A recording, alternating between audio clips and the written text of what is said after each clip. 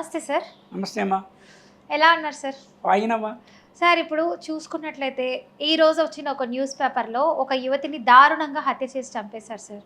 అది కూడా ఒక పనివాడే చేశాడని చెప్పి అంటున్నారు చాలామంది. ఏంటంటే సార్ ఇప్పుడు వాళ్ళు ఒక పర్సన్ ఒక ఇంటికొచ్చి సర్వెంట్‌గా వర్క్ చేసుకుంటున్నాడు. కుక్ చేయడం ఇట్లా ఏదో సంథింగ్ జరిగింది.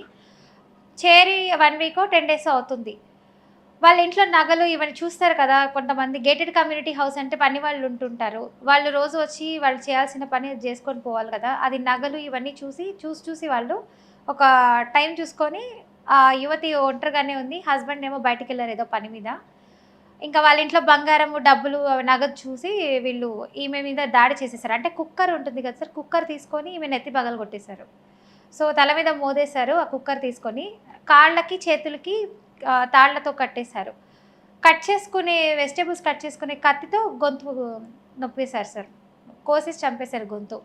ఎందుకు ఇలాగ దారుణంగా తయారవుతున్నారు మనుషులు అసలు? నేను కూడా చూశానమ్మా. ఈరోజు ఈనాడులో చూశాను, ఈవెన్ అదర్ పేపర్స్లో కూడా వచ్చింది.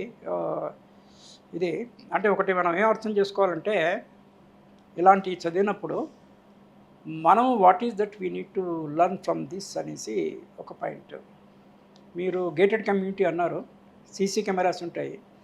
గేటెడ్ కమ్యూనిటీ కాకుండా నేను ఓపెన్ ఏరియాలో ఉంటాను, సైదాబాద్ హౌసింగ్ బోర్డ్ కాలనీ అనేసి. చాలా కాలనీస్లో కూడా కెమెరాస్ ఉన్నాయి, రోడ్డు మీద కూడా.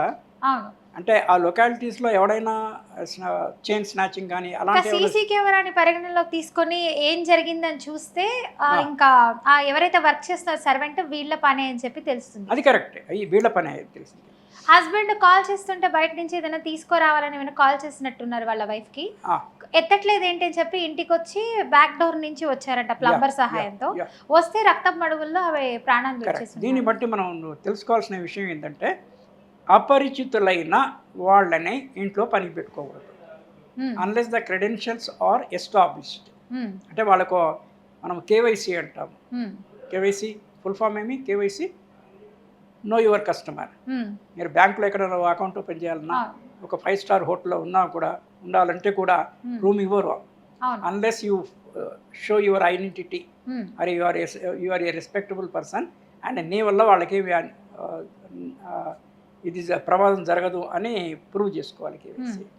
అయితే సర్వెంట్మెంట్స్లో అంటే నాకు తెలిసి గేటెడ్ కమ్యూనిటీలో when I was there, community వాళ్ళు ఐడి కార్డ్స్ ఇస్తారు. వాళ్ళ డీటెయిల్స్ అన్నీ సొసైటీ ఆఫీస్లో ఉంటాయి, గేటెడ్ కమ్యూనిటీ వెల్ఫేర్ సొసైటీ ఆఫీస్లో ఉంటాయి.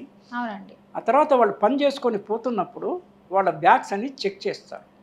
ఫ్రిస్కింగ్ లేకపోయినా కూడా, అంటే ఎయిర్పోర్ట్లో ఫ్రిస్కింగ్ చేస్తారు కదా, ఫ్రిస్కింగ్ లెవెల్ కాకపోయినా కూడా they will see what they are doing. ఒక్కోసారి మనమే పని మనుషులకి ఏదైనా ఇస్తాము, గిఫ్ట్ రూపంలో ఏదైనా పాత చీరలు కానీ ఏదైనా ఇస్తాము. అట్లాంటప్పుడు ఒక స్లిప్ రాసి ఇవ్వాలి, so this item is given by me అనేసి. అది వాళ్ళు చూపించాలి. అది చూపించిన తర్వాత కూడా sometimes the guard security department they will call the house owner, flat owner and find out ఇది మీరు ఇచ్చారా అంటే ఎస్ అంటే అది. ఇక్కడ 2 విషయాలు. ఇది గేటెడ్ కమ్యూనిటీ అన్నారు. గేటెడ్ కమ్యూనిటీలోనే రక్షణ లేకపోతే ఓపెన్గా ఉండే హౌజుల్లో ఇంకా కష్టం కదా. Anything may happen at any point of time, this is one thing.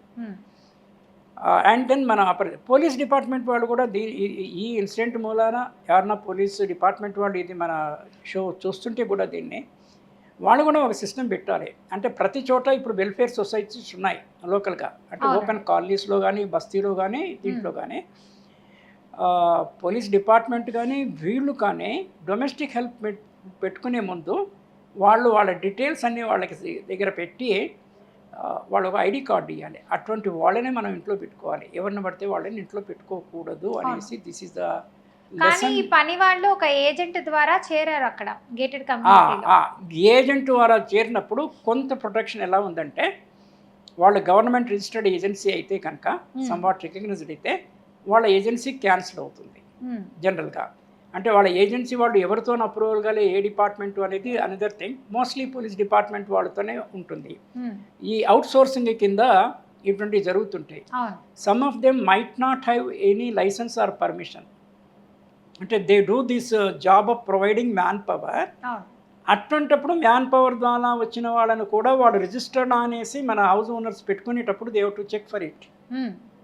Are they registered by any government authority అనేది. అది కూడా వీళ్ళు ఐ థింక్ అది కూడా చేసినట్టు లేరు. ఒకవేళ వాళ్ళు పర్మిటెడ్ అయ్యి ఉంటే కనుక normally their permission will be cancelled. That is another thing. ఇంకోటమ్మా, సింపుల్ లివింగ్ నేర్చుకోవాలి. వీళ్ళింట్లో ఎంత డబ్బులు పోయినాయో, గోల్డ్ పోయిందో మనకి ఇమీడియట్గా అమౌంట్ ఏమైనా చూసారా ఎంత పోయిందనేసి? కొన్ని అమౌంట్ అంతా అని కాదు, నగదు డబ్బు ఇవి చూసారు, కొన్ని రోజుల నుంచి అక్కడ పని చేస్తున్నారు అని చెప్పి వార్తల్లో అయితే ఉంది కదమ్మా. అది రోజు పని చేస్తూ అంటే డబ్బు అంటే మరీ 500 200 తీసుకుపోరు కదా. గేటెడ్ కమ్యూనిటీ అంటే తక్కువ ఉండదు కదా. ఉండదు కదా. ఉంటారు కదా. కానీ ఒకటి ఏంటంటే డబ్బులు క్యాష్ రూపంలో పెట్టుకోవాల్సిన పని లేదు కదమ్మా. అంటే this also people should understand.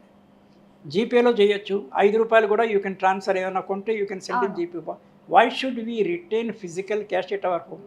Unfortunately income tax department rules ప్రకారంగా కానీ ఆర్బీఐ రూల్స్ ప్రకారంగా ఒక వ్యక్తి అంటే కంపెనీ అట్లా వదిలేసి ఒక వ్యక్తి ఇంటిలో ఓవర్ నైట్ ఎంత క్యాష్ పెట్టుకోవచ్చు అనేటువంటి రూల్ లేదు. కానీ ఉండాలి. People should think on this. 1,00,000 పెట్టండి, లేకపోతే వాళ్ళ యాన్యువల్ ఇన్కమ్ ఆయనది ఎంతో దానికి ఒక రేషియో ఆఫ్ ఇట్ పెట్టి 1,50,000 అంతకన్నా మించి ఉండొద్దు అనేసి. నా దగ్గర 2-3 వేల కన్నా ఎక్కువ ఉండదు. అది ఉంటే ఉంటుంది, పోతే పోయింది. So we don't have any risk. 2-3 వేలు ఒకటి ఎవడు చంపడు, వాడు అడక్క ముందే మనం ఇచ్చేస్తాము. అదొకటి. గోల్డ్ అంటారా, లాకర్లో పెట్టుకోవచ్చు కదా, ఇంట్లో ఎందుకు పెట్టుకోవాలి? మామూలుగా ఇప్పుడు లేడీస్ అంటే ఏదైనా ఫంక్షన్స్ ఉంటాయి, మొన్నటి వరకు వినాయక చవితి ఇలాంటివి ఉన్నాయి కదా సార్. అవునా. సో అలా వేసుకొని వచ్చి తీసి పక్కన పెట్టారు. దానికి కూడా సీక్రెట్, దానికి కూడా సొల్యూషన్ ఉందమ్మా. ఒరిజినల్ గోల్డ్ లాకర్లో ఉండాలి. దానికన్నా బాగా కనిపించే రోల్డ్ గోల్డ్, ఫేక్ గోల్డ్ ఒంటి మీద ఉండాలి. పోతే పోయింది, ఉంటే ఉండింది. అంటే తాత్వికంగా మాట్లాడితే ఇది భ్రాంతి. ప్రపంచమే ఒక మాయా భ్రాంతి. ఈ వస్తు ప్రీతి అంటే ఆడవాళ్ళకి సహజంగా గోల్డ్ పట్ల మక్కువ ఉంటుంది. That we can understand. కానీ ఏదైనా కూడా శృతి మించి రాగాన పడొద్దు. ఉంటే డబ్బులు తీసుకుపోవాలి, కానీ ఆ మనిషిని చంపేంత దూరం అనేది ఇంకా కిరాతకం కదా సార్. ఉంది అంటే జరిగింది కదా. జరిగింది అంటే జరుగుతుంది కూడా కదా. అంటే రేర్గా కావచ్చు, జరిగింది కనుక ప్రెసిడెన్సీ క్రియేట్ అయింది కనుక ఇది చూసి చేసేవాళ్ళు కూడా ఉంటారు కదా. వీళ్ళంతా కూడా అవుట్ ఆఫ్ స్టేట్ నుంచి వచ్చిన వాళ్ళు. అవును, అవుట్ ఆఫ్ స్టేట్ నుంచి. లోకల్గా ఉండే వాళ్ళు కూడా ఇటువంటి పనులు చేయరని కాదు, కానీ వాళ్ళు దే విల్ బి ట్రేస్డ్. వాళ్ళకి భయం ఉంటుంది. లోకల్స్ మేము దొరికిపోతాము, లేకపోతే పరువో ప్రతిష్ట. బయట నుంచి వచ్చిన వాడికి పరువేమి ప్రతిష్ట ఏంది, ఇక్కడ వాడికి పరివారమే లేదు కదా. సో పరువు ప్రతిష్ట క్వశ్చన్ అరైజ్ కాదు. సో అల్టిమేట్గా జార్ఖండ్ నుంచి వచ్చినటువంటి పర్సన్ అతను, జార్ఖండ్ నుంచి ఇక్కడ వచ్చి తస్మాత్ జాగ్రత్త అనేసి. అందుకే మనం ఇటువంటి ఇన్సిడెంట్ చూసి we need to be careful అమ్మా. అంతకన్నా చేసేది ఇప్పుడు ఎవరిని నమ్మడానికి లేదు, మన పనులు మనం చేసుకోవడమే బెటర్. Over belief ఉండొద్దమ్మా. కొంతవరకు నమ్మాలి, కానీ చూసి నమ్మాలి. పైగా వాళ్ళు ఇద్దరు పెద్దవాళ్ళు అన్నారు కదా, పెద్దవాళ్ళు ఈ పని మనుషులు పెట్టుకోవాల్సిన అవసరమే లేదు. సెల్ఫ్ హెల్ప్ అనే ఒక కాన్సెప్ట్, సింపుల్ లివింగ్ అనే కాన్సెప్ట్. అంటే పని మనుషులు పెట్టుకోవద్దని నేను అనట్లా. తెలిసిన వాళ్ళకి పెట్టుకోండి, లేకపోతే మీ అంతలో మీరే పని చేసుకోండి. రిటైర్ అయినారు ఇద్దరు, వైఫ్ అండ్ హస్బెండే, నిదానంగా పని చేసుకోండి. వేర్ ఈజ్ ద హరీ, తొందర ఏం లేదు కదా. అవసరమైనప్పుడు అది కూడా పరిచయం ఉన్న వాళ్ళకు వెల్ ఇంట్రడ్యూస్డ్ పర్సన్ పెట్టుకోవాలి, వెల్ రికగ్నైజ్డ్, వెల్ ఐడెంటిఫైడ్.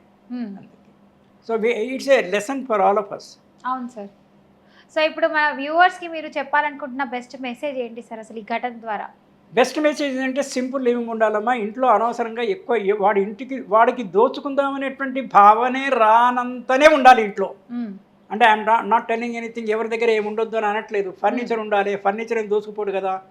ఎక్కువ దోచుకుపోయేదే ఐదర్ క్యాష్ అండ్ ప్రిసియస్ మెటీరియల్. పుస్తకం, మా ఇంట్లో నా దగ్గర పుస్తకాలు ఉంటాయి చాలా. వాడెవరు తీసుకోడు కదా, వాడికి నెత్తి కొట్టుకోవాలి వాడు దాంతో. ఇక్కడ కుక్కర్తో కొట్టింది ఆమె, వాడు పుస్తకాలు తీసుకోడేవాడు. ఫర్నిచర్ తీసుకొని కిందనే పడుకుంటున్నాను. అంటే అంత సింప్లిస్టిక్, అంటే నా గురించి చెప్పుకోవట్లా నేను, సింప్లిస్టిక్ బిహేవియర్ ఉండాలి. మన దగ్గర పోవడానికి ఏమి ఉండేకూడదు, ఏమన్నా ఉంటే పోతే పోనీ అనుకోవాలి. ఆ లెవెల్లో సింపుల్ లివింగ్ అలవాటు చేసుకోవాలని నేను చెప్పడము.